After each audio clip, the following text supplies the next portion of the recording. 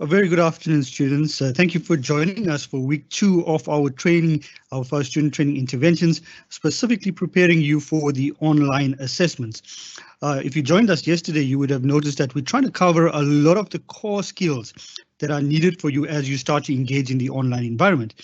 And over the past week, last week more specifically, one of the key questions that emerged in all our spaces was, what are the proctoring apps that are being used at Unisa? You've heard of the two, the Invigilator app, the Iris app, but there's been a lot of questions on how do we use this? What is it used for? And some of the challenges with using it on a mobile device while answering while completing the assessments. And we've decided to have a specific session that will answer some of these questions for you. And today it is our privilege to have two people who are experts in the space that will guide us and give us the type of skills and knowledge that we need so that when you start using these apps, you will actually be able to apply it with knowing that you've got that core skills in place. It's my pleasure at this time to invite to the floor our first speaker, who is Nicholas Riemer from the Invigilator app, and he will talk to us a little bit about the Invigilator app and answer some of your questions regarding the app. Let me quickly, before I hand over to Nicholas, I should actually flag that you can actually raise your questions in the tab with a little question mark called questions, right? So you find that there's no mic to unmute, there's no camera, so you can't actually pose a question to us. But what we will do is use the chat facility. Behind the scenes, we have an expert group of about 12 people that are responding to all your questions. So please try to post your questions regarding the apps, the proctoring apps. And during our Q&A session, we will then also answer some of those critical questions that you have. So at this time, it's my pleasure now to invite Nicholas Riemer to the floor, and he will unpack a little bit for us on the Invigilator app. Nicholas, thank you very much for joining us today and also for sharing your expert knowledge with us. It's really a privilege for us to have you today once again in week 2. And I'd like to hand over the platform to you as you start to unpack this for us. Thanks, Nicholas. Afternoon, everybody, and thank you so much for having me to add some insights into the Invigilator application, which you will be using for the upcoming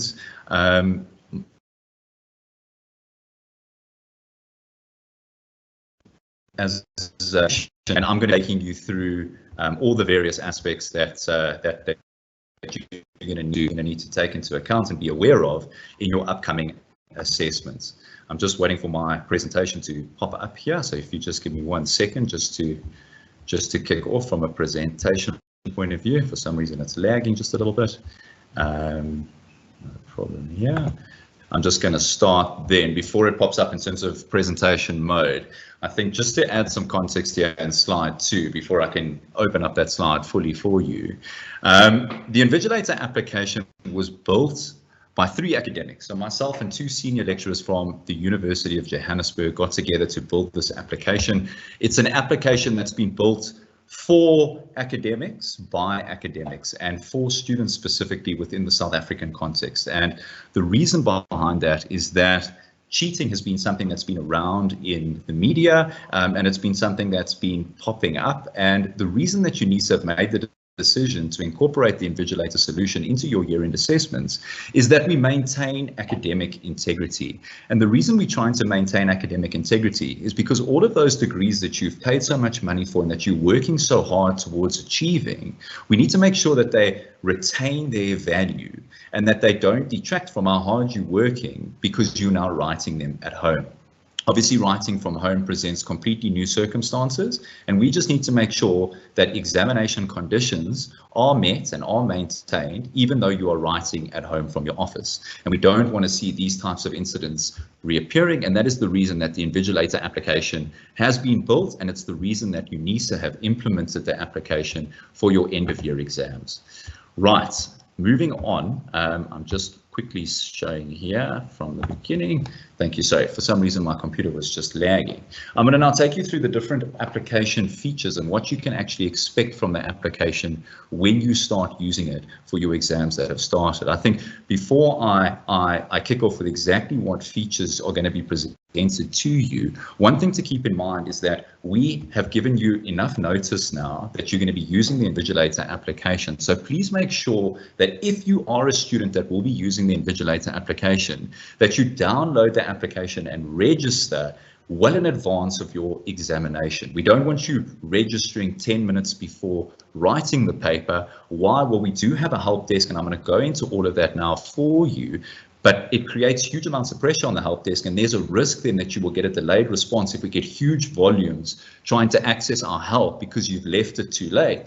So if you know that you are using the Invigilator application, try and register a few days in advance, practice the demo codes, etc. Get familiar with the technology because it's very easy to use. And really, once you've registered, you're ready to go with writing with the application. Right, so the application has been built while using an entry-level smartphone. So the solution works completely off an entry-level smartphone, so you will not need anything else other than your smartphone to run the application.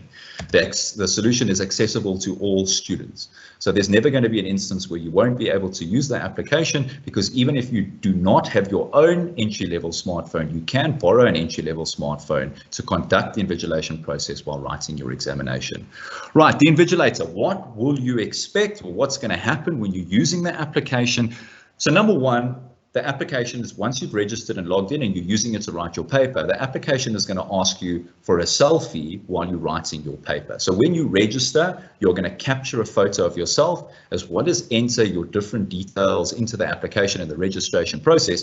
That will then be your master file photo. And when you are now writing your examinations at Unisa going forward, when you capture a selfie on the app, it's just making sure it's the right student that's writing the paper at the time. Again, what I said is the importance of academic integrity. So it's not fair if other students are writing on behalf of other students, because then it takes away the academic integrity and the value of the degrees that you guys are working so hard towards achieving. So therefore, the application is simply going to request a photo. At some point in your examination, they will be at random times. It's not going to be a burden. It's only going to take between 5 to 10 seconds to administer the task. So it's not going to eat into your exam time or disrupt you. It's just there to make sure that it's the right person writing the examination. There's also going to be audio recordings. You will see that when you register on the application will take you through exactly how the audio recordings are going to work, but ultimately they run in the background. The phone is recording while you are writing, and again, very important to make sure that you're writing under exam conditions. So if you are writing in a venue, you're not speaking to yourself, you're not speaking to other students, and that's exactly what needs to happen when you're writing at home, in your homeroom or in the library or wherever you're writing the specific examinations. We just need to make sure that there's no talking going on around the examination itself. What happens if there's a large amount of noise where you're writing, or if there's a loud car, or if your neighbors are having a party? It's only going to pick up human speech, so there is a chance that it will flag or fail the specific speech detection. But again, your lecturers and the academic staff at Unisa will be listening to it, as well as ourselves, to make sure that it's not unethical behavior that we're picking up.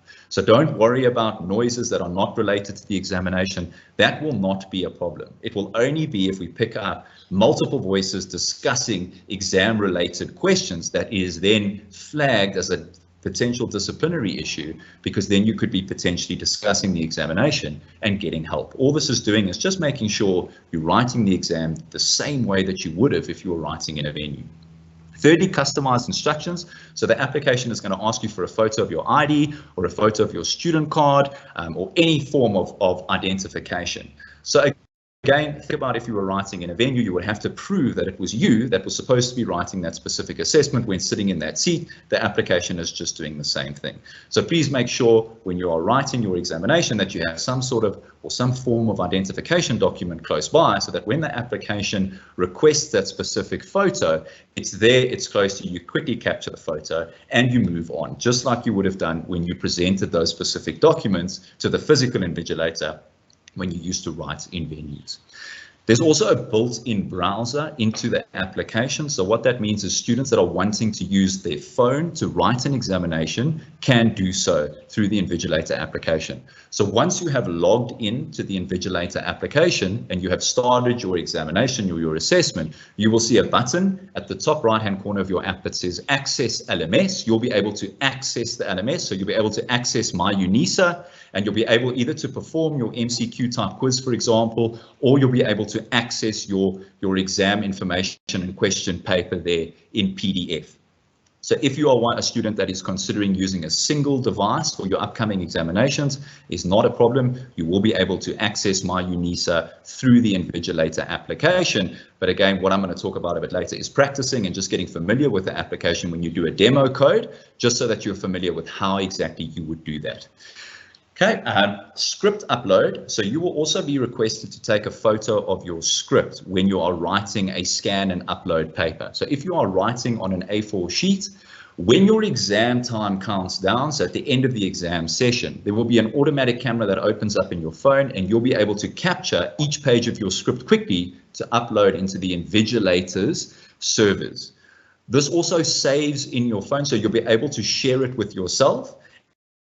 And then go and upload that PDF to My Unisa exactly the way you would have done so before the Invigilator was around. So two ways that will work. If you're writing your physical paper, it will then open up automatically in your phone when your examination finishes for you to quickly capture each page of the script and upload to the Invigilator dashboard. But then you can also share that PDF file with yourself and then use that to upload to My Unisa, so that you do not have to use multiple scanning applications to capture that physical script. There shouldn't be any problems with uploading. If for whatever reason you are experiencing any trouble with the Invigilator application in uploading the data, please then exit the application, up Unisa, and then come back into the application to make sure all your data then uploads successfully to our servers. That is only if you are experiencing any upload difficulties with regards to the Invigilator data. Otherwise, it should work perfectly well with just capturing a photo of your script and then moving on to then uploading that PDF file that's now saved into your email or WhatsApp, for example, and then uploading that into My Unisa's portal. And then lastly, the out of time function of the application, guys. Just like you wouldn't leave the venue with your paper and walk outside the venue and come back in with your paper, it's exactly the same way that the application works. If you, for whatever reason, are to exit the application or minimize the application, your lecturer will be informed, and they will be informed with exactly how long you have done this. You need to run the application the whole time while completing your examinations. Please stay in the app. Do not manually lock your cell phone, and do not minimize the application. If you manually lock your cell phone, it then obviously overrides the application running in the foreground. So you need to, once you scan your QR code to begin your assessment monitoring, just leave the phone alone. The phone will automatically dim so that it doesn't chew battery life. So everything's controlled from that point of view. But if you manually lock your phone, you will override all of these controls. So please do not do that, because then it will flag that you have left the application. Do not minimize the application, and do not close the application for whatever reason. It will flag your lecturer, because we do not know what you are doing then when you have exited the application. You could have opened WhatsApp or the internet, so you need to run the application full time. The only time that you will be permitted to exit or minimize the application is to contact the Invigilator help desk if you are experiencing a technical or a user issue and you need to ask for assistance. We've got a reconciliation system where we can see exactly when you've contacted our help desk to make sure that the time that you are out the app then reconciles back to that. So that will be the only time that you exit the application or minimize the application. So please keep that in mind when writing with the Invigilator app. I'm going to quickly play you a demo video. It's short, it's 3 minutes. It's just going to paint a picture now with exactly what the application is going to ask of you, and just give you more clarity around what I've discussed with you right now. Welcome to the Invigilator app. This app helps you complete online assessments safely, securely. All you need is a charged smartphone with a camera and a small amount of data or a Wi-Fi connection. The Invigilator app helps prevent cheating. How does it do this? While you're writing your exam, the Invigilator app takes random audio recordings, and if speech is detected, the recording is flagged for your lecturer to review. There will also be selfie and photo requests used to verify your identity and prevent unethical behavior. Your lecturer sets up the amount of photos the app will ask for and audio recordings it will capture. Let's show you what that looks like. Download the app on Google Play Store or the Apple App Store. Sign up with all your details. The app will ask you for permission to access your camera and microphone. Take your initial selfie by clicking the camera icon when prompted to do so. This will be the photo that the facial recognition will run selfies against and flag if there is an unfamiliar selfie taken during an exam. Now you are all set. When commencing an exam, log into the app and the dashboard will load. You can start the exam by entering the exam code or scan the QR code visible on your exam. Once you started the exam on the app, you'll see the photo doc and the time remaining in the bottom right corner. You can now place your cell phone next to you and commence your exam. The app will notify you at random intervals for predetermined requests that your lecturer has set up. The pop-up request will ask for a specific photo. In this example, it's a photo of your exam paper. Take the photo, it then loads into the photo box. Now it's asking for a selfie. Take note that an error will appear if your face is not visible. When the timer runs out, it will load the files onto the cloud. This is when you'll need data or an internet connection. This pop-up means the Invigilator app has successfully uploaded all the information. Now you're all done. Your lecturer will review the photos and the recordings the app sends through. Don't worry about your personal or test data. It's completely safe and secure. Your information is only used for assessment purposes and deleted later.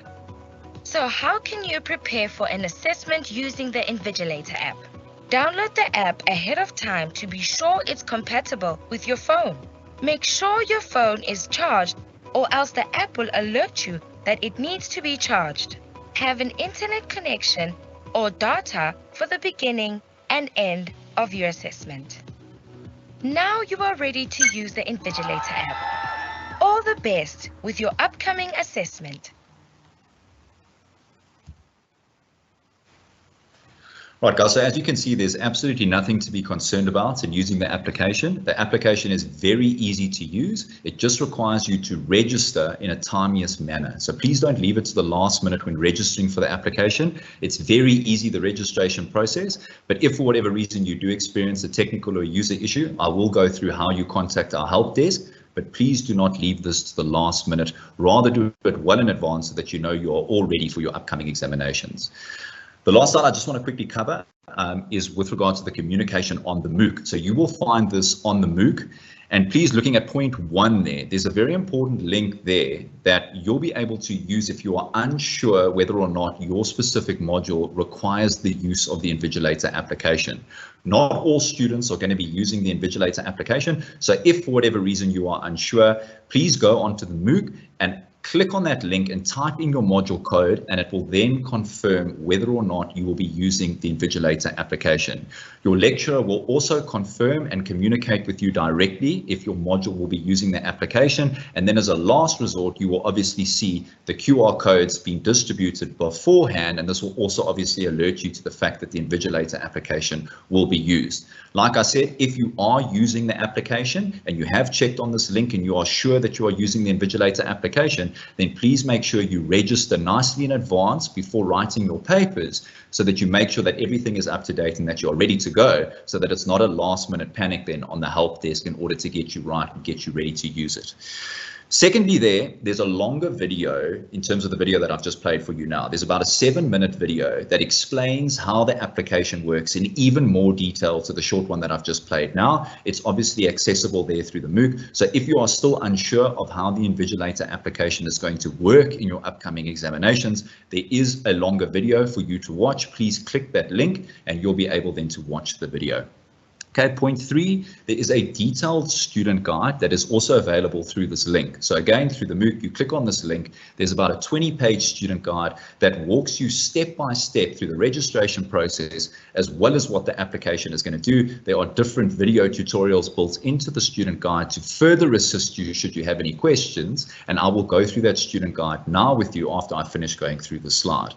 Lastly there, point 4, there's also a frequently asked question document. Please click that link. Any of the questions that might be going through your head at the moment would have been asked before, so therefore you'll be able to find the answers there in the FAQ document. And then point 5, this number here, the 073-505-8273 number. Please save that number. That is the Invigilator Help Desk WhatsApp number. So it is a WhatsApp help desk, so it cannot be phoned. You will WhatsApp any issues that you have with regards to registering, any technical issues, any user issues to that number, and one of our agents will be in touch with you shortly to assist and make sure that you're back on track in using the Invigilator application. If for whatever reason you experience any issues or you have any queries, you can direct it to that WhatsApp help desk, and one of our agents will then assist you further in making sure that you are then ready for the upcoming Invigilator applications. But please don't be a student that contacts that help desk 5 minutes before your examination because you've only decided to register or try and download the application 5 minutes before writing. Please try and download the application a few days in advance, register for the application so that if there are any issues, you can contact the help desk well in advance so that it's not a rush, it's not a panic in sorting whatever the issue out, whether it's technical or user, in getting you back on track and ready to write that specific examination. I'm now going to share with you quickly my student guide that I want to show you, which is also obviously available there on the MOOC, and you can obviously click that link. It's also been distributed to you through the lecturers, and I just quickly want to open that up now and just walk you through it sort of step by step, just so that you are familiar with it from our side as well.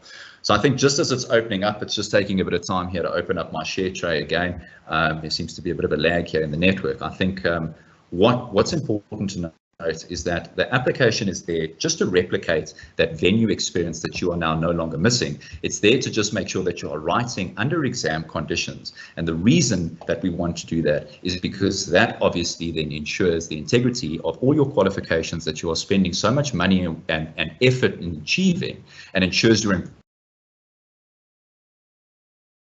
qualifications. Because the problem is that if we don't maintain academic integrity and there's no surety that it is your work, then all of a sudden the employability of the degrees that you're getting then starts to fall away. And that is why Unisa has obviously made this decision in using the Invigilator application to ensure that integrity is maintained. And from all the information that I've shared with you, as well as the videos, you'll see that there's nothing to be worried about. It's simply performing the role that the physical Invigilator would have done if you were writing in a venue. It's now just doing it while you're writing at home or remotely.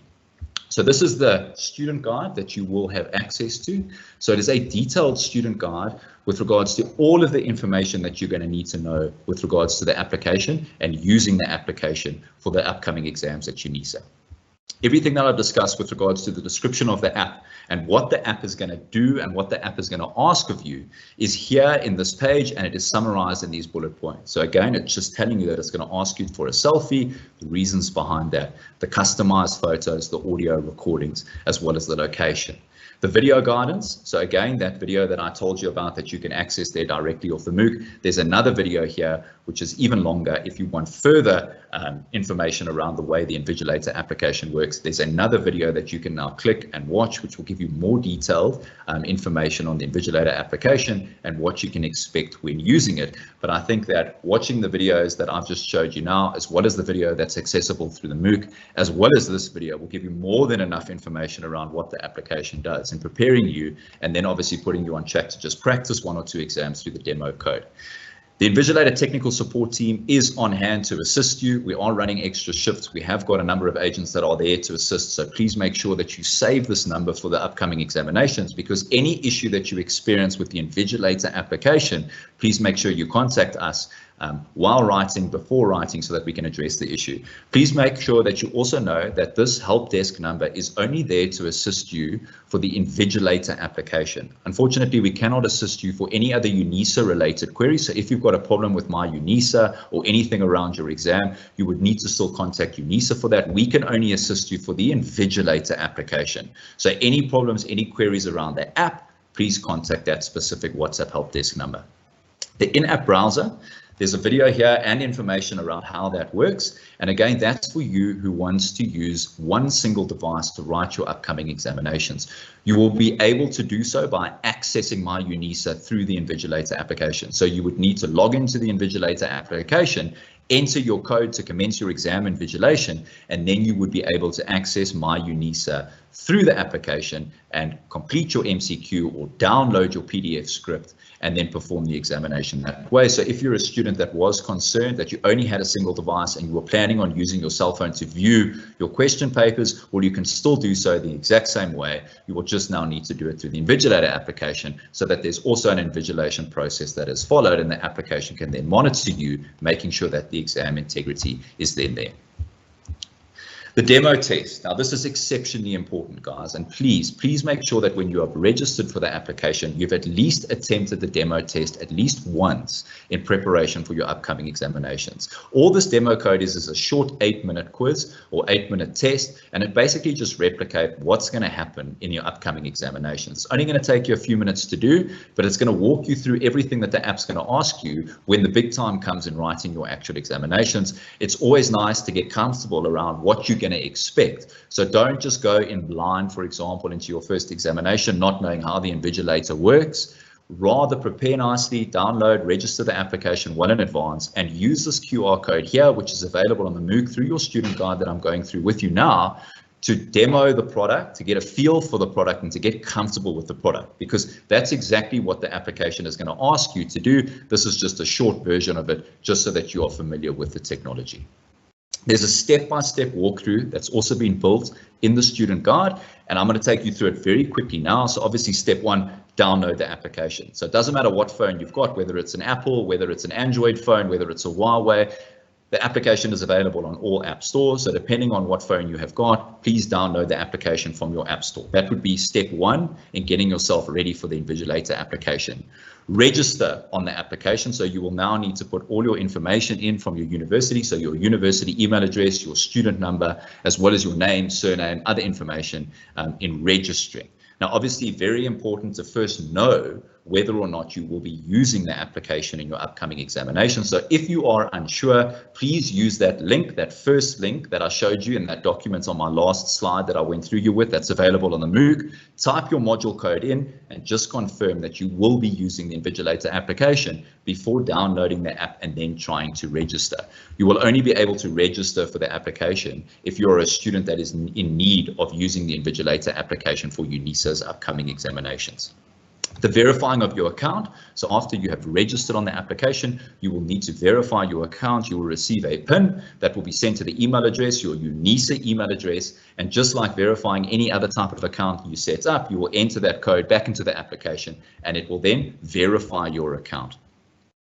The application then does a calibration test. So it's essentially a demo. It's a walkthrough calibration test showing you everything that you can expect in the application. The types of sound alerts that you can expect to hear when the application is asking you to take a photo of yourself or a customized object like a student card or ID document. It will also show you how the microphone recordings are going to work when the microphone recording, and it's going to test everything to make sure that the phone that you're using is working and that you are then comfortable with the way the application is going to work in the registration process. If you go through the registration process and you fully calibrate, you've now got an idea of what the application is going to be asking of you. If you then go and do the demo code as well in advance of your examinations, you will be fully rehearsed then with regards to what you can expect Invigilator to do in the upcoming exams. Your master file selfie after registering will be the photo that you capture, and all photos going forward when writing examinations through Unisa will be compared back to this master selfie photo. And the reason that we do that again is just to make sure that it's the right person that's writing the examination there for Unisa. Login. Please put your login details somewhere. If you're not going to use the Remember Me function, you can use the Remember Me function. Please do. I recommend in doing so. If you're not, please make sure you've got your username and your password somewhere handy and that you don't forget it then after you've written your first examination then with the application. If for whatever reason you have forgotten your username or your password, please just follow the forgot username or password link and reset your password. A new password would then be sent to the email address that you've given, which will be your My Unisa email address. So please just make sure you follow this step should you have any issues with forgetting your password. The demo test, like I mentioned, very important getting familiar with the application. Please make sure you've had practiced the demo test at least once before actually writing your real life examinations now at the end of this week or next week. Right, demo test is obviously a few pages here in the student guide, and the reason being is that it is so important in yourself getting familiar with the application. Just towards the end here, with regards to the exam code, so the OTP, so there is information in the student guide around this specific feature. I haven't talked about this feature yet. So for those of you that are writing online examinations, so you're writing on my Unisa, you're probably doing an MCQ type quiz, you might be asked to give an OTP PIN, just like you would with regards to a banking platform when you log into your bank. All you're going to do then is one of your MCQ quizzes is going to ask you for a specific code. On the app, it's going to say generate code. You would generate your one-time PIN and you would then enter it as one of your questions in the MCQ quiz or your online quizzes on my Unisa. And this is just to make sure that the person that's sitting with the phone is also the person that is doing the MCQ or online assessment. Nothing complicated there. Again, please practice on the demo code, because if you practice the demo code, you'll be able to see everything that I'm talking about here in real life, which makes it much easier to understand and comprehend, but nothing major here. When you do see a question that asks you for a PIN, you just generate that PIN in the application. You will see the button there. You click the button, it gives you your PIN. You just enter your PIN and you move on with your examination. The technical support team, guys, again, very, very important to note that the technical support number is there and it's there to help you. If you have any issues with the Invigilator application, whether it's a query, whether it's a registration issue, whether it's an issue before your exam, during your exam, please make sure you WhatsApp that specific WhatsApp help number and we will be able then to assist you. Please don't sit and suffer in silence and then only contact Unisa or ourselves afterwards. If you have got any issue at all, contact us straight away, because one of the agents will make sure they handle your issue and put you straight back on track to continue writing correctly with the Invigilator application. Because again, it is so important that you all use the Invigilator application correctly, because this maintains academic integrity at Unisa and makes all the degrees so much more valuable that you are studying so hard towards. That is where I'm going to end my presentation now, and I think we're going to open it up for questions. If any of my colleagues would like to add in, Yuri, I don't know if there's anything that I've missed that you'd like to just add in. Otherwise, we can then open it up to questions.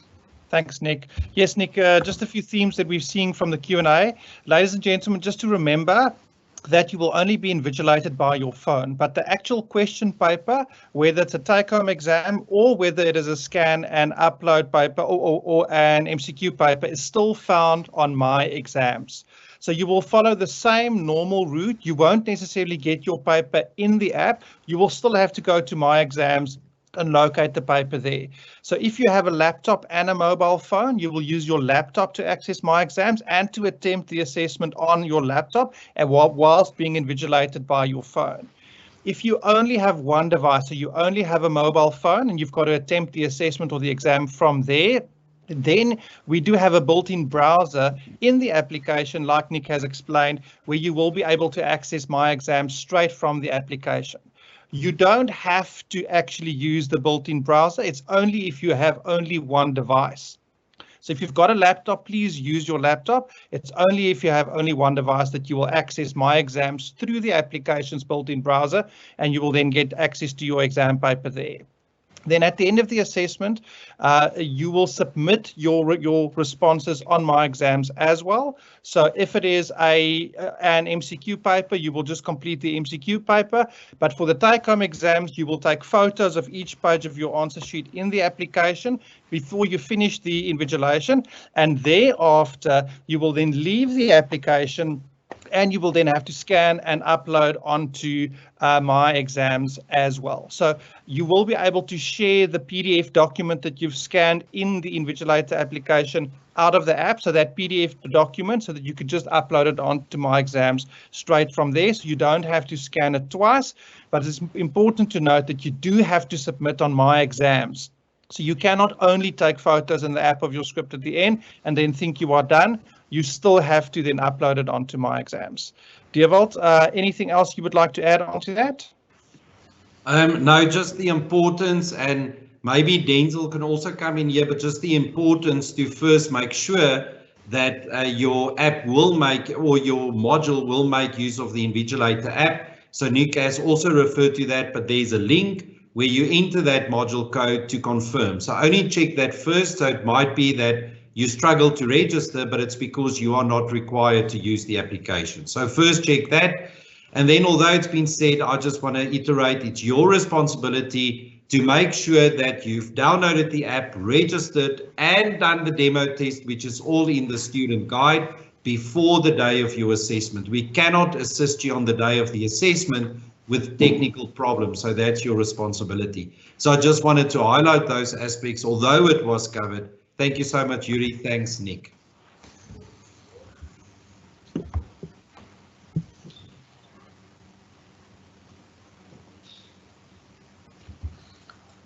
Perfect, Denzel. I don't know if there are any other questions that you're seeing popping up that you'd like us to address now. Thanks, Nicholas. Thanks, Nick, Jury, and Devalt. Much appreciate that clarification. I think there's a lot of questions that came in, and while you're on the platform, maybe I can raise some of these questions. But I think for the students, just to recap, two very, very important mentions.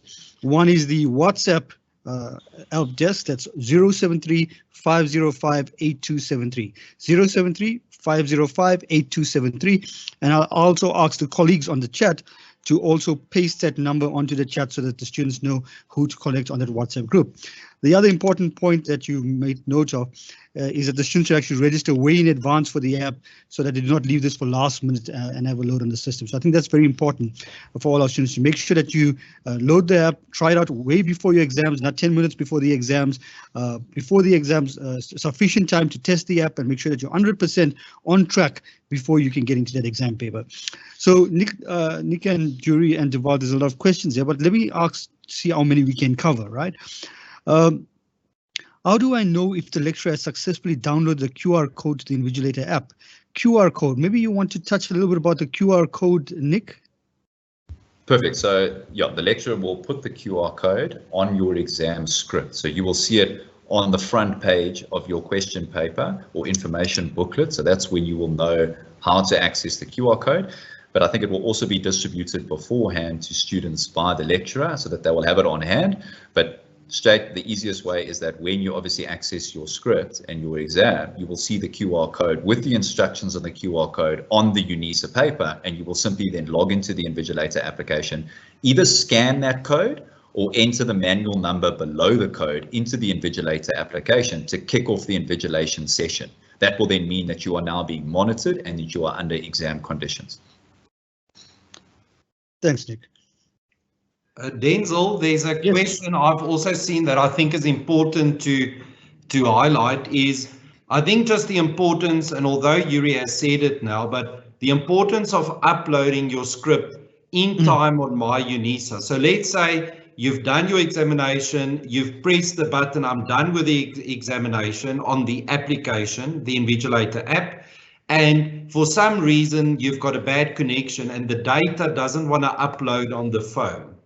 That is something that's not time sensitive. So you can then exit the application, scan and upload using the regulations of Unisa to get that on my exam. So it's very important that if you, for example, have a bad signal, you struggle with the app upload, that you can do that later. So it's important to make sure you know where to find your Unisa paper. There's people struggling with that. You find that out before the time.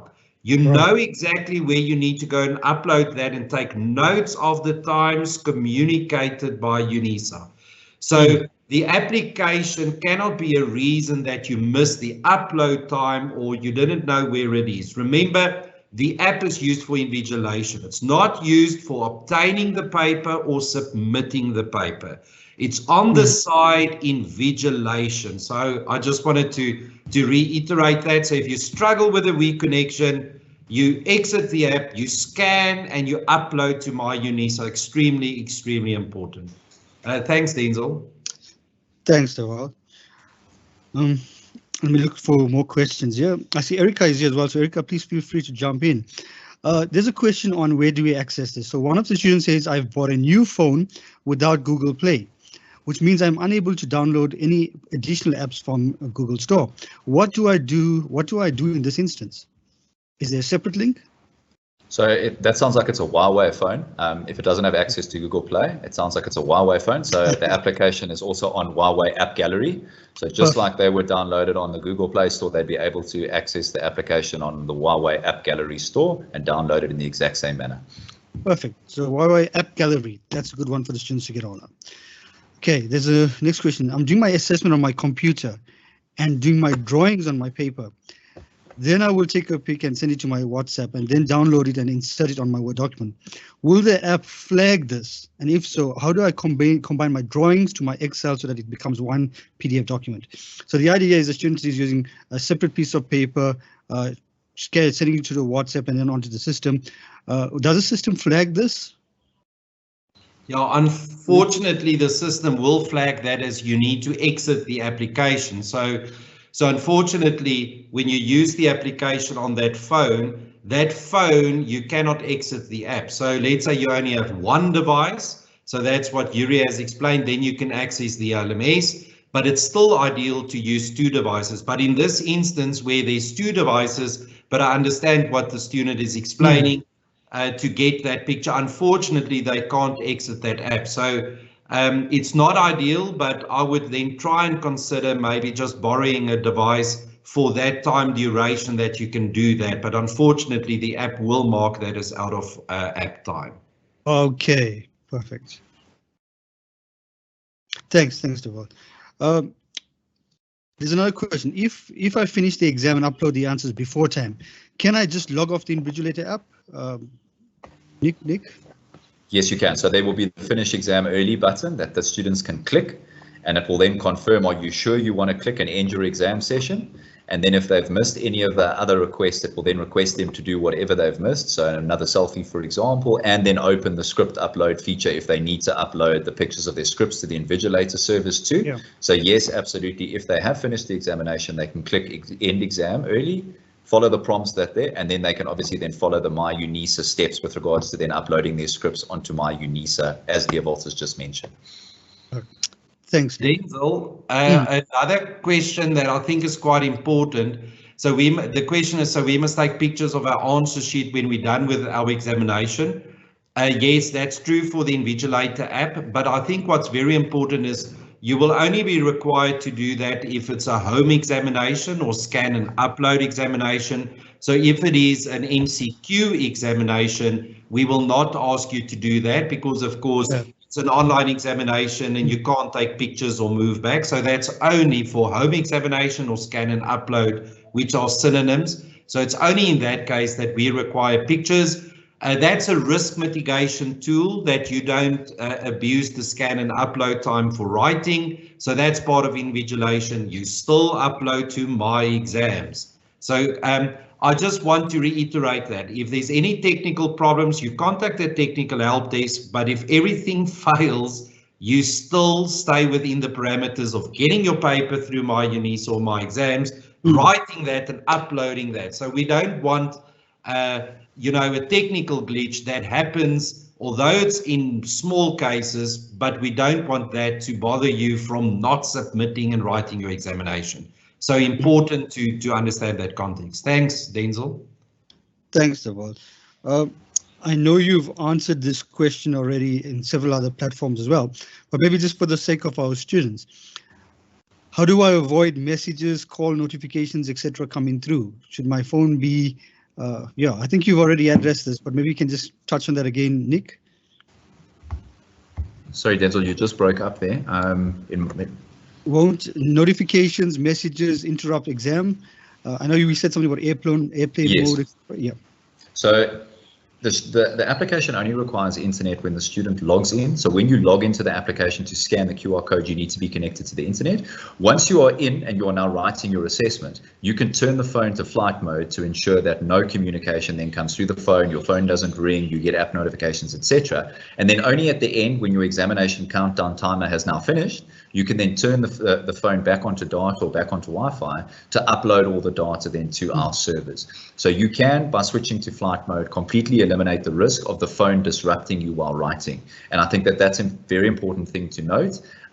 Obviously, the application, if someone does phone you and you forgot to turn it to flight mode, please don't answer the call or please don't open the WhatsApp message, because then it will obviously flag as having exited the application. You are now under exam conditions. It's like answering your phone if you were sitting in a venue previously. So if you forget to turn to flight mode and your phone does ring, just ignore everything. It won't disrupt the way the application is running. It will only disrupt it if you take the call, because that will then exit the application.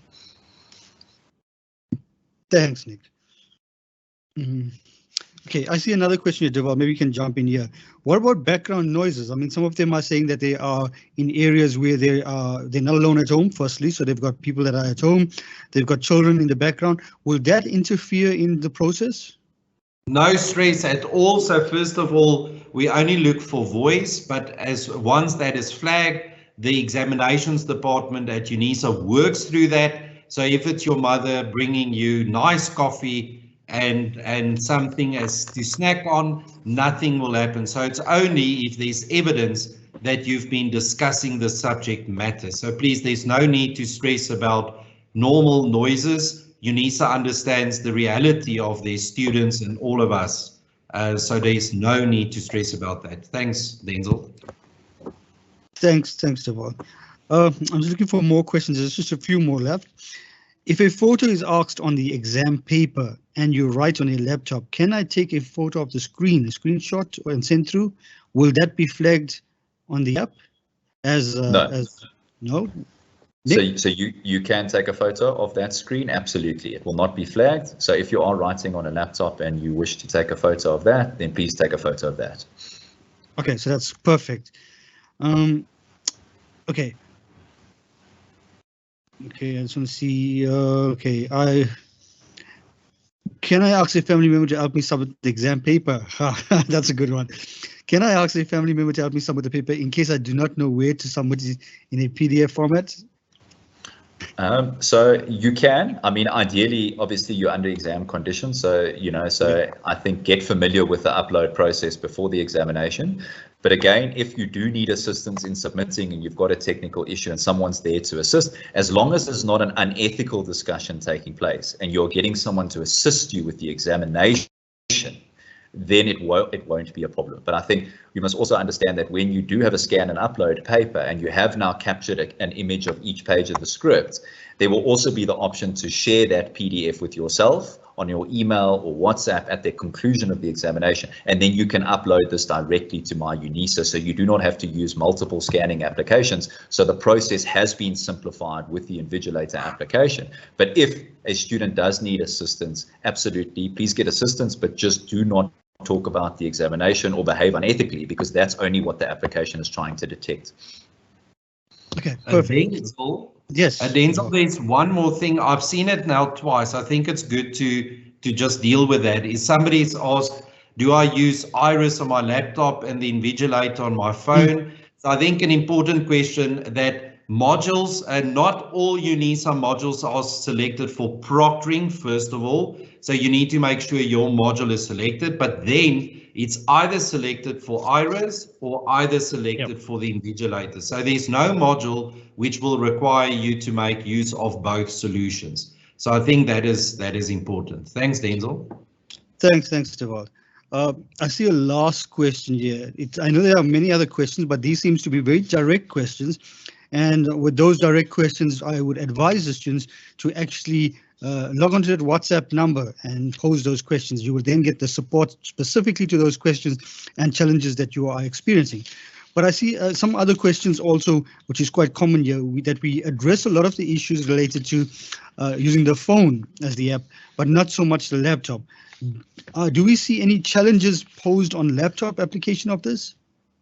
No. So if you are a fortunate student where you're going to have a laptop available to write your assessment, you would write as though you have always done so. So there would be absolutely no change. The only change would be is that your phone would then sit next to the laptop and you would run the Invigilator application then solely through the cell phone. So there'll be no impact at all with the way you're writing on your laptop. It will work as it has in the past. You will just scan the QR code from your laptop when you start the examination, and the phone will then invigilate you, and then you will conduct the examination on your laptop as you have done in the past. Denzel, apologies. I want to add is also that people just realize that the Invigilator is a proctoring solution on a smartphone. So you're never going to download that on your laptop.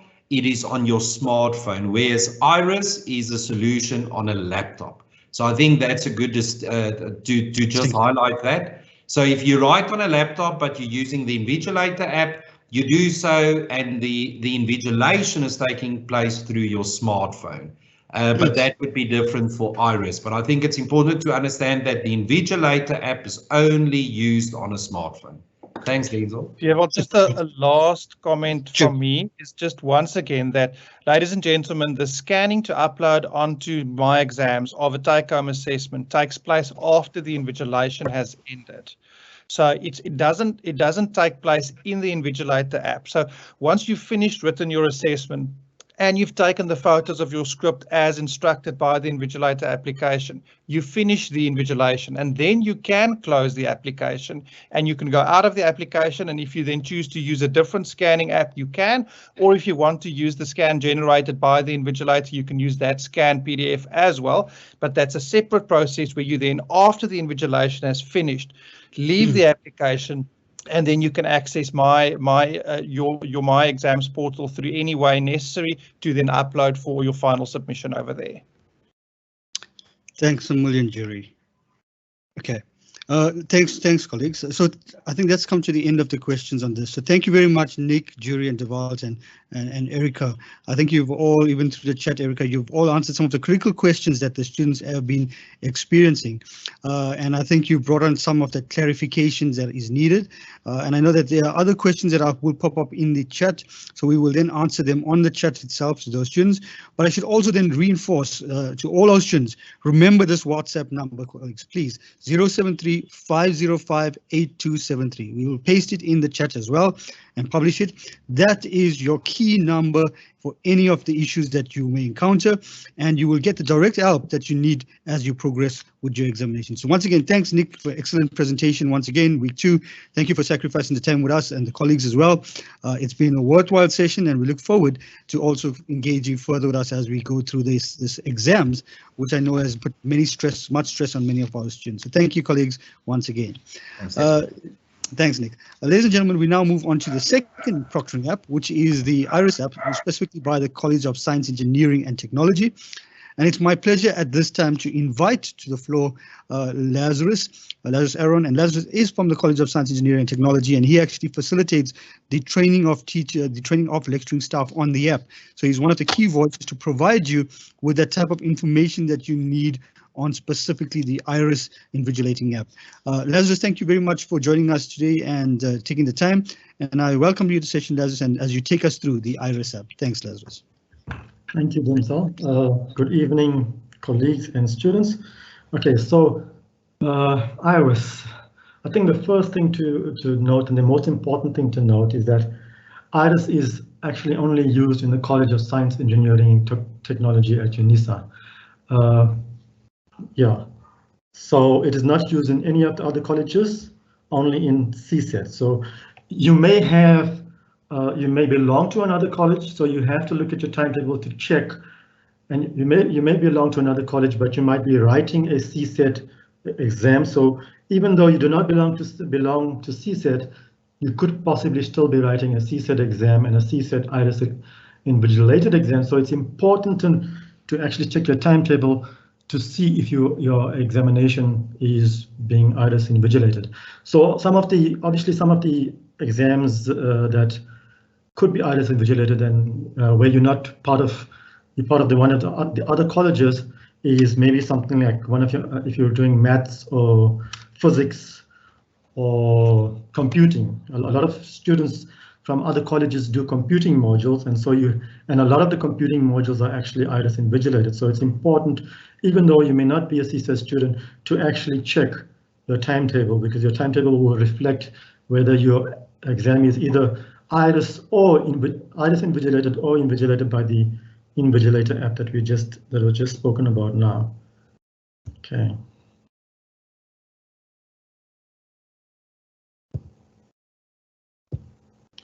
Okay, so what is Iris? Like the previous speaker mentioned, Iris is a software program that helps with, Iris is a program that helps with academic integrity, and Nick spoke about why we need academic integrity in our examinations. So I won't go into that in detail.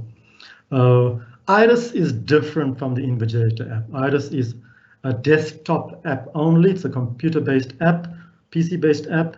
It records audio, video, and computer screen activity for the duration of a test and exam. It analyzes this information using machine learning and automatically flags potential academic dishonesty.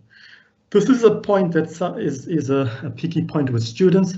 Just note that not everything is regarded as academic dishonesty. So if you're looking away from your PC, if you're looking down, it is not regarded as academic dishonesty. It's when you are maybe looking away from your PC too often, or if you're writing an exam and you're looking down and you're looking left to right too often, that will be flagged as academic dishonesty. And although it may be flagged, the videos are still checked and the audio is still listened to determine if you were cheating or not. So it's not that, okay, if you look, maybe you've looked left or right quite often, and maybe you have an issue that or whatever, but maybe you like to speak. Some students like to talk during the examination or read out the questions. So the system will flag you for that, but if you are flagged, the video and the audio is still checked to see if you are actually being dishonest or not. So that's actually extremely important to take note of. How does IRIS work? So IRIS is active on your laptop or your desktop during the entire examination time. It records your audio and records your video, like I mentioned. It starts as soon as you open your examination, and it also takes screenshots. So you are obviously not allowed to move away from the My Exams platform. You can't go to other websites. Obviously, that depends on whether your examination is open book or not. If your examination is open book, there are some exams that are IRIS invigilated but are open book. Your lecturer will tell you what is allowed and what is not allowed in terms of open book examinations. What do you need when you're writing an IRIS examination? You need a stable internet connection. IRIS uploads the recordings every 10 minutes. So your internet connection has to be on and has to be stable. If your internet connection drops, IRIS will give an error and you'll probably have to restart IRIS. I'll come back to that later. You need a laptop or a desktop. IRIS does not work on a phone or tablet. You need an external built-in microphone. Headsets are not required. Obviously, the external microphone will be required on a desktop. Most laptops have built-in microphones. You need a web camera, and most laptops have web cameras. If you're using a desktop, you'll need to get an external web camera. You can use your phone as an external web camera. You just need to download an app, search for an app that can actually do that. Droid Cam is one of the apps that I know that can do that, where you can use your phone as a camera and a microphone. We recommend that your computer have minimum 4 GB RAM and you have Windows 7 64-bit or later. We also recommend that you install IRIS on Google or Google Chrome. It does work on Microsoft Edge, but it seems to give more problems on Microsoft Edge, so we recommend that you use Google Chrome. How do you install IRIS? You go to the Chrome Web Store. You go to Google and you search for Chrome Web Store. Then you click on the first link that pops up. You click on the search bar in the Chrome Web Store. You type in IRIS, and IRIS will be the first thing that pops up under the search. Then you double click on the IRIS extension, and then you click on Add to Chrome. And what happens next is that you'll get this little pop-up that says read and change all your data on the websites you visit. So it doesn't necessarily read and change all the data on the websites you visit. It needs access to obviously the My Exams platform, so that's why it asks you to say or tell it gives you this message. You can click on add extension. It will not do anything or cause any security issues on your laptop. So what we recommend students to do after they have installed Iris, we recommend that they pin it to the taskbar. And to do that, you have to click on this little puzzle piece, and then you have to click on the pin icon next to Iris. Where it says Iris, you click on the pin. That's the pin. You click on that. Iris will then automatically be added to your taskbar. Okay. After you've installed Iris, then you go to your browser. Obviously, you can install Iris, and then when you're writing an exam, you go to your browser, you open your browser, you go to the My Exams platform, you choose your examination, then you'll be taken to a page where you have to log in with your My Unisa name and password.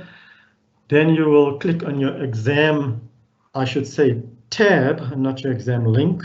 You should click on your exam module tab, and then click on online assessment or e-assessment. For online assessments, Iris will pop up as soon as you have clicked on online assessment. I'll show you that just now as well.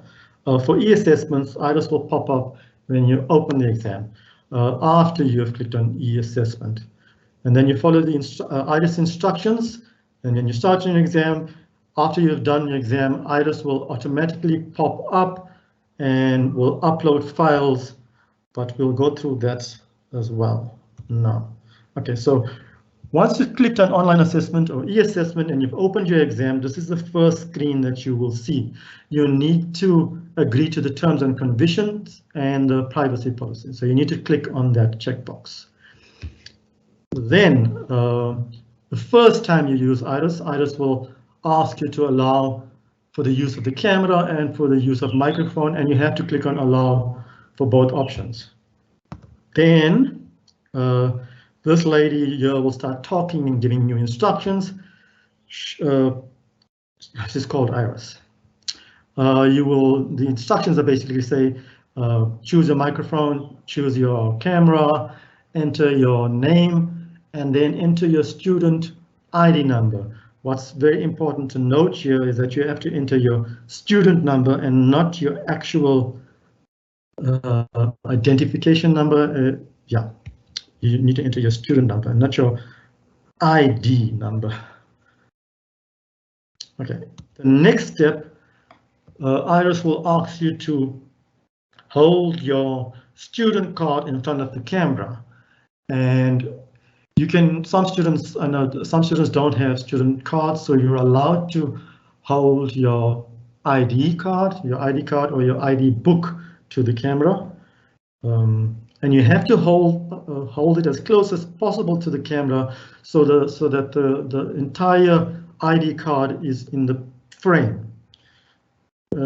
There's a reason for that. The reason is because Iris authenticates you automatically, so it matches your picture to the video that's taken of you, and to make sure that it's the same person that's writing the exam. Yeah, so it goes through an authentication process.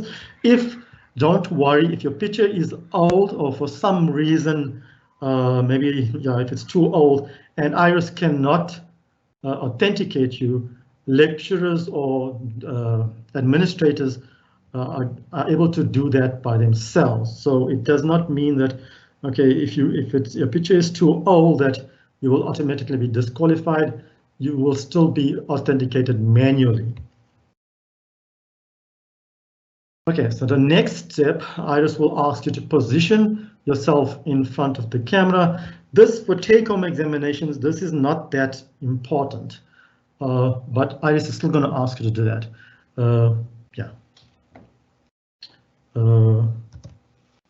Then you'll have to click on Start Invigilation. This is a very important step, and a lot of students forget this. After you've clicked on, forget how to do this. After you've clicked on Iris, what happens is that Iris asks you to share your screen because it needs permission from you to share your screen so that it can take pictures of your screen.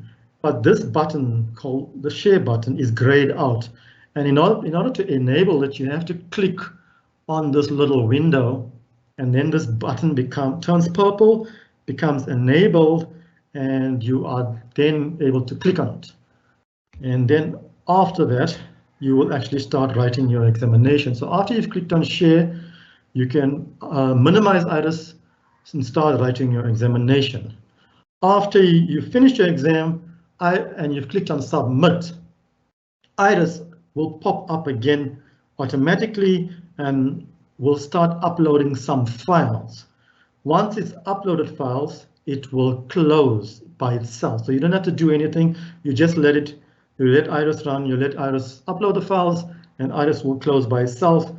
You can then upload your examination. But if you, for some reason, maybe you finish your examination early, you can actually upload your examination before Iris pops up. And Iris will still pop up when the timer runs out. And upload the files. Okay. So I mentioned that I will come back to this point now. Earlier, I mentioned that I will explain to you when Iris pops up. So Iris on e-assessments pop up as soon as you click on the e-assessment option on the My Exams platform. So as soon as I click on, I need to click on e-assessment and then click on and open the exam. That's when Iris pops up on e-assessments. So I click on e-assessment, I click on the exam, Iris should then pop up. Okay, but Iris should then pop up. So sometimes Iris may not pop up, and because you've not installed it, or maybe you don't have a good internet connection, but you will still have access to the examination even though Iris doesn't pop up.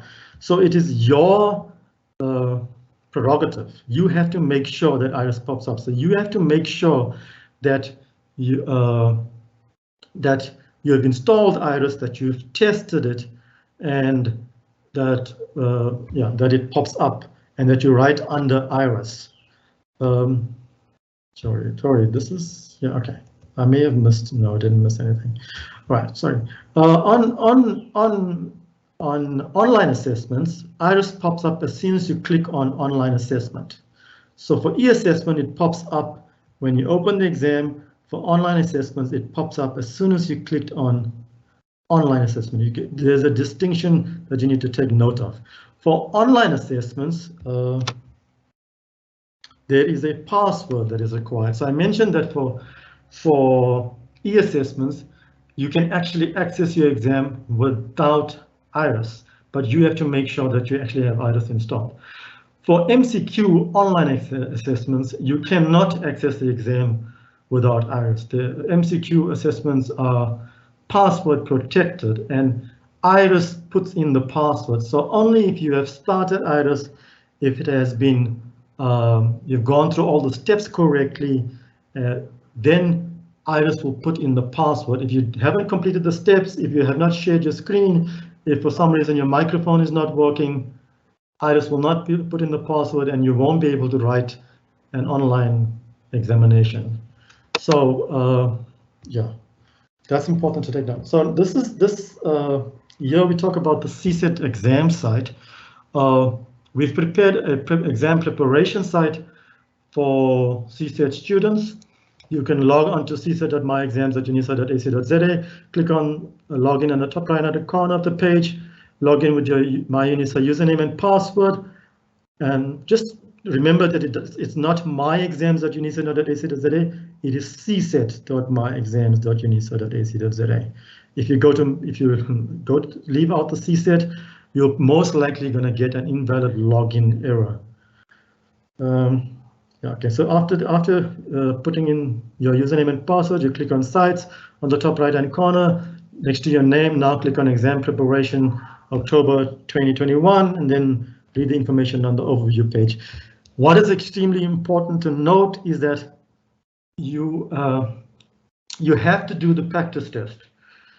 If you do not do the practice test and you, for some reason, have a problem with IRIS during the examination, and you have a problem with IRIS, we will, and you maybe let your lecturer know, we will first check if you've done the practice test, and you may have to do the practice test during the examination. So we ask all students to actually go and do the practice test first. So make sure you do the practice test. If you've not done the practice test, it's at your disadvantage during the examination, and we can actually check if you've done the practice test or not. So it's almost like a prerequisite for CSET IRIS invigilated examinations. If you have a problem during using IRIS and you've not done the practice test, the chances of you getting 0 for examination are much higher than if you have done the practice test. Let's put it that way. Yeah. So this is just a picture of what the CSET exam preparation site looks like. It says exam preparation October 2021. Some students may not be linked to the site. That's because our ICT department is still linking students who have IRIS invigilated exams to this site. So some students may not be linked. If you're not linked, you can actually send me an email also. I will give you my email address at the end. Okay, so frequently asked questions. These are questions that students usually ask us during the examinations, and most of them are because students do not do the practice test. If you did the practice test, you will most likely not experience any of these issues during the examination. The first one is an access denied error. This is linked to the whole issue of MCQ examinations and the fact that it is protected by a password. So if for some reason the password does not fold in and you do have IRIS installed, but the password was not filled in, there are cases where this does happen. Usually previously it's happened because the IRIS servers get overloaded during the examinations, and for some students the password is not populated.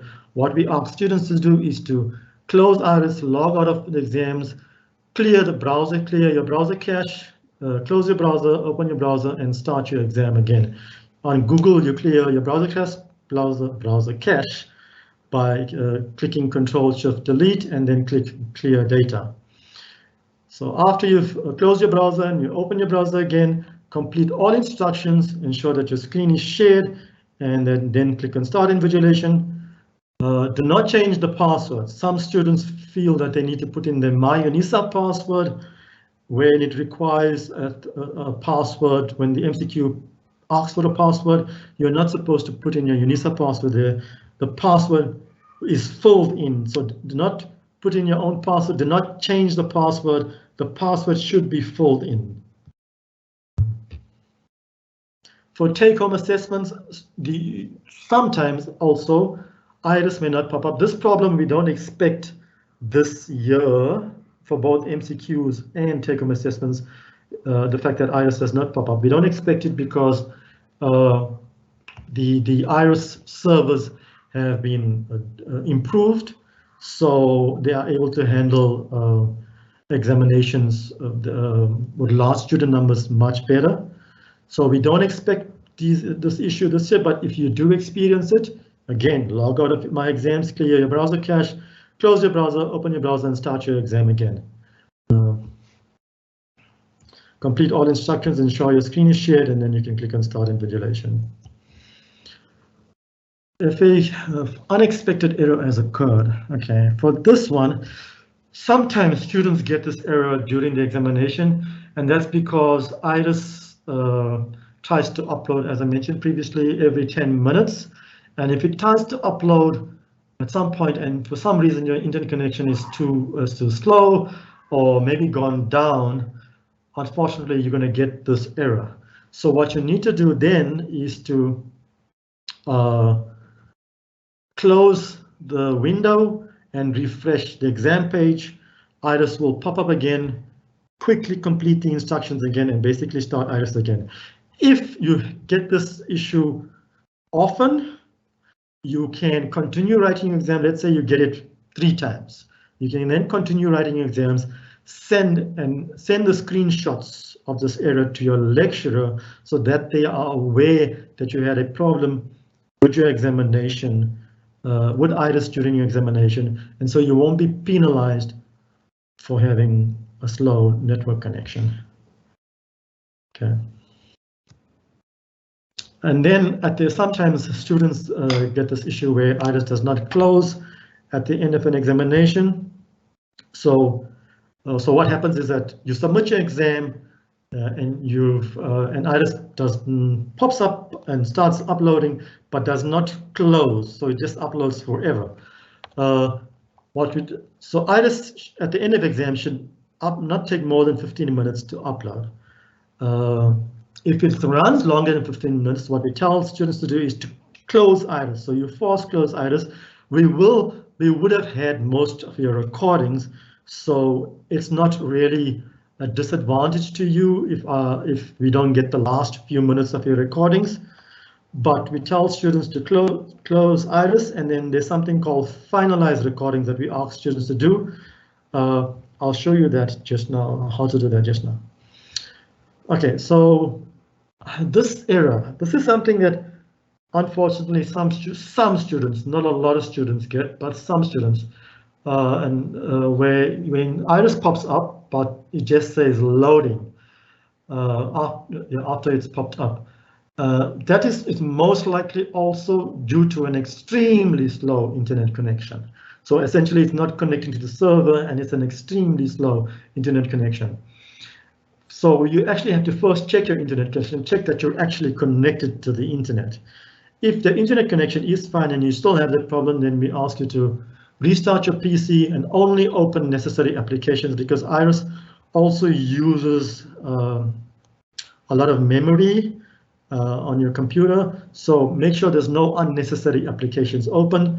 You can also try removing the extension and reinstalling. But what we suggest you do, if you can't solve this issue, and then we ask that you call the student hotline. I'll give you the number just now.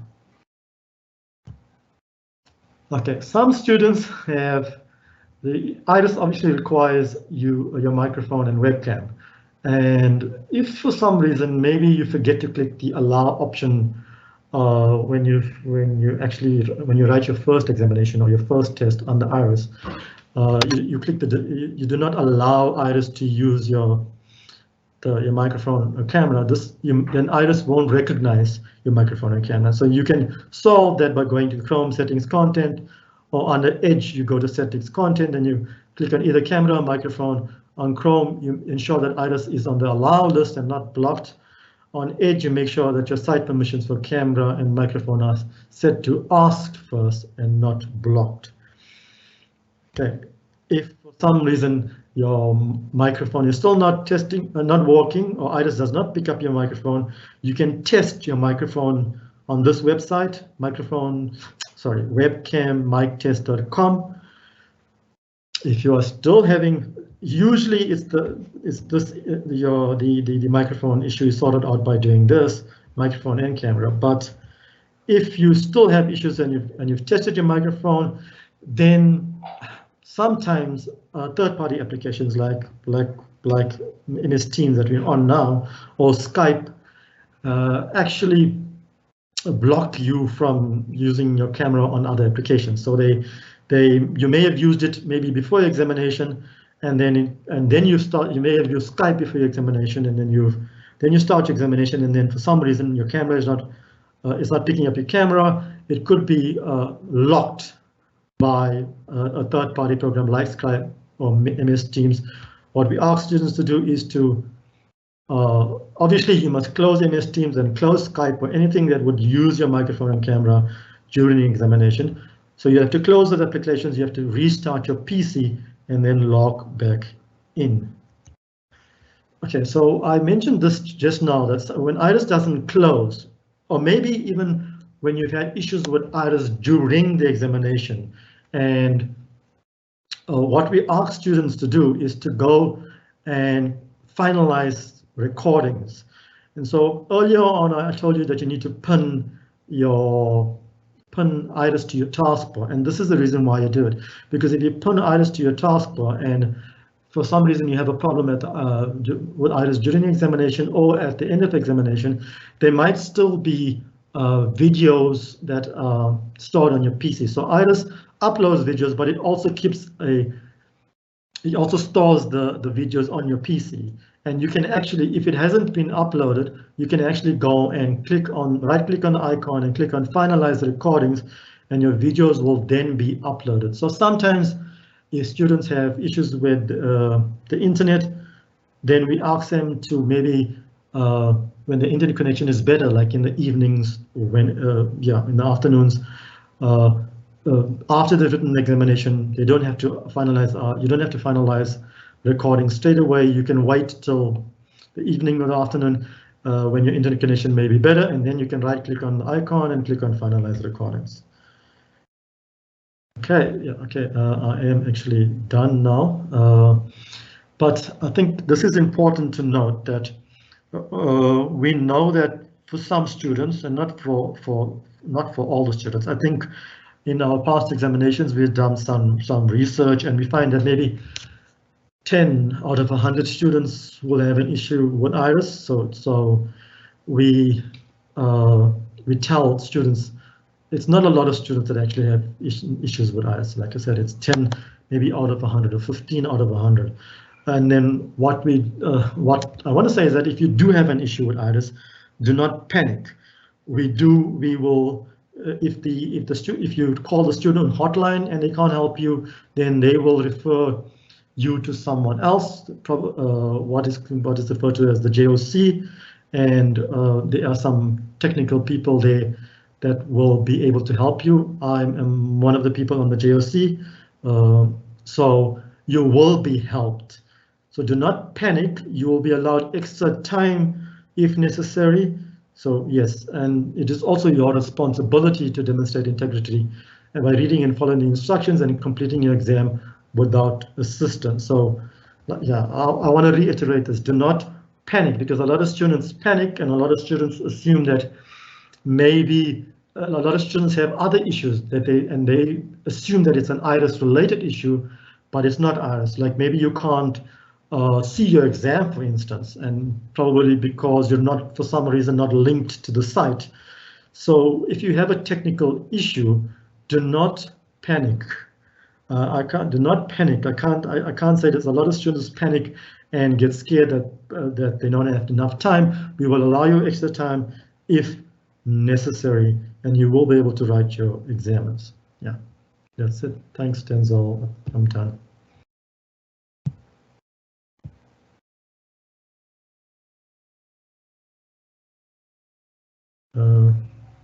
Denzel? Thanks, Lazarus, for that, and also for unpacking how the iris tool actually works. And I just want to reiterate something, that this is only for CSET modules that use iris. Remember the three things. One is not all modules are being proctored, so make sure you check on your exam timetable which modules are being proctored, which modules you need Invigilator app for. Two, there are two different types of app, the Invigilator app and the iris app. Only the College of Science, Engineering and Technology modules will use the iris app. The rest modules that are invigilated will use the Invigilator app. So just take careful note of that as you start to engage the exams. Lazarus, we have a few questions, and maybe I can now start posing some of these questions to you. Not so many, but I think there are some good questions that have come up from a practical point of view. So the first question is there a PDF scanner needed or in the app as part of the app? No, the app does not have a PDF scanner. You can actually, after iris closes, then you can actually go and upload your exam using your phone. Okay. After your exam, you can, during the upload time, you can use the Microsoft Office Lens app on your phone. Okay, thanks for that. So Microsoft Office Lens, preferred app. Thanks. The second question, can you close the app if you are done with your exam beforehand, or must you wait for the time to run out? Yes, the app is supposed to close as soon as you click on submit. So if you finish beforehand and you click on submit, the app is supposed to close. But if the app does not close, yes, you can close it. Yeah, you can close it. Yes. Okay, thanks for that. Next question. I know this question was flagged as part of the Q&A session. I noticed this, and I think the students have a good concern coming from this. Once the exams are over, and does the app have access to what's happening on the laptop? No, students believe that it has access, but it doesn't. No, it doesn't. Yeah. No. Yeah. No other access. Yeah. It can only access something that's on the My Exam site, so it has any access when you're on the My Examination site. If that site is closed and IRIS is closed, it has got no other access to your computer. Thanks, Lazarus. Oh, you use the term flag. What is meant by flagging? Flagging, so anything that is considered by IRIS to be dishonesty. So background noises, looking away from your PC is considered as dishonesty, and it for any of these events, IRIS adds a percentage to it has a flagging percentage amount. So for any of these events, what IRIS does is that it increases that percentage. So if, for instance, you are not authenticated, your percentage, I think it increases by 15%. So your flagging percentage, if you're not authenticated, is increased by 15%. And for any other activities, like I said, like maybe you're opening another window, it increases further. So if IRIS, you could get an 80-90% flagging, or you could get a 10% flagging. So, but we don't consider the flagging because for take-home examinations, we don't consider the flagging a lot, because we know students are not looking at their PC, they're looking down a lot, and they might be looking away or just thinking, and your hands are moving or your eyes are moving. Remember, IRIS is a system that it actually follows your eyes. So it technically follows your eyes. And if you can check where your eyes are going, and if your eyes are moving away from the screen, it can tell. So yeah, it increases your percentage of possible dishonesty, but just remember, we do not consider that when we're looking at the recordings. Yeah. Thanks, Lazarus. I see there are also a few questions that are flagged for Invigilator app, but I will refer that to the WhatsApp line. I just want to see if there's any more questions specific. Oh yes, Lazarus, any guidelines on specs for the laptop that the student, I know we had this the last time as well. Are there any specs that, specifications that the student needs to consider as part of the IRIS app? Is there anything that they know that they must have the specifications for that app? Yep, obviously it's the camera and the microphone, and then the 4 GB RAM. I would say that is very important, the 4 GB RAM and the camera and the microphone. In terms of, no, I think if you had an older PC, if you've got a 5-year or 10-year PC, that doesn't matter how old your PC is, 4 GB RAM and a camera and a microphone. Oh, thanks. And in terms of the camera, I know some of them have already noted the cameras are not good quality. Does that affect anything? No, not. So it's fine. So okay, perfect. Okay, and I see there's a lot of other questions that are related to. I don't see the colleagues from. If the colleagues are still here with us on Invigilator app, you can just let me know. But yeah, so those are the main questions that emerge. I think a lot of these are specific from the CSET colleagues that are writing their exams. So to clarify. We begin the assessment once exam commences. Then once we are finished with the take-home exam on laptop, we say finish assessment on the app, then take pictures of each PDF page of our laptop, then upload this on the app, then we upload PDF on My Exams. Is it correct? Yes, yeah. Just remember, yeah, correct. You just remember that you only have 1 hour, you have an hour upload time, and the upload time is not meant for continuing with your examination. That's very important. Yes, and the upload time is in addition to the exam time. So if you've got a 2-hour paper, the 1 hour is in addition, and that is specifically for the upload so that you don't interfere with your exam time when you're answering the questions. But also caution, don't abuse that time and start writing your exam paper in that upload time. That will be an infringement of the university policies. Thank you very much, Lazarus. I think there might be many other questions that would merge, but I would like to encourage at this time, we've come to the end of the session, but what I would like to do is encourage the students that for 2 things. One is take note of the WhatsApp number that is provided for Invigilator app. Please WhatsApp them, send them a message if you have those personal questions and you need those guidance that are one-on-one guidance, and they will be able to assist you via the WhatsApp. So please take note of that number. It is placed and published on the Q&A. Then we've also published a CSET number for the communication service for students, and that's our 0800 number. You'll also find that published on the published questions as well. So those are 2 helplines to help you get through any of your questions. So don't sit alone and panic. Phone these numbers and try to get all of them, and they will assist you with the skills that you need. And then also, I would like to quickly say that tomorrow we've got a session on academic integrity and students with special needs. So please join us tomorrow as well at our session where you will discuss what exactly is academic integrity in an online environment. And if you are a student that is differently enabled, find out what provisions are made for you in this upcoming online exams. And we will be engaging 2 colleagues who will be able to answer those critical questions for you.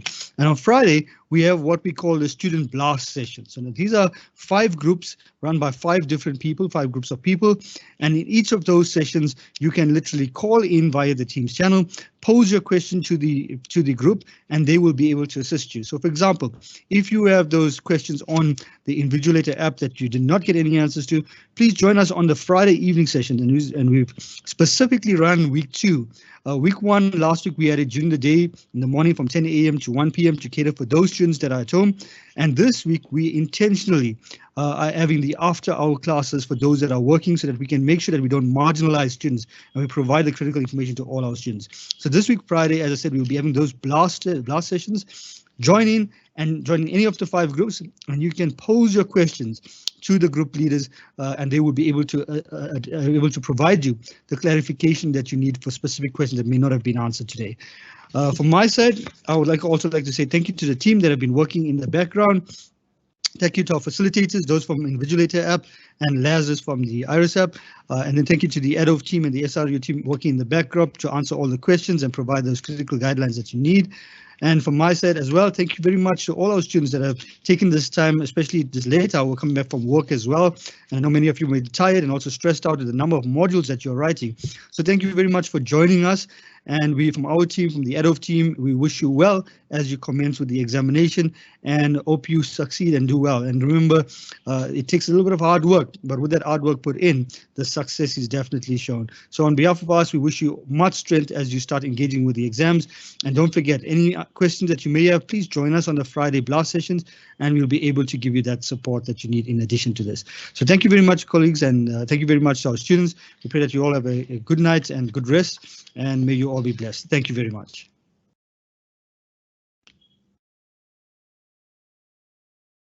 Thank you, colleagues, and goodbye.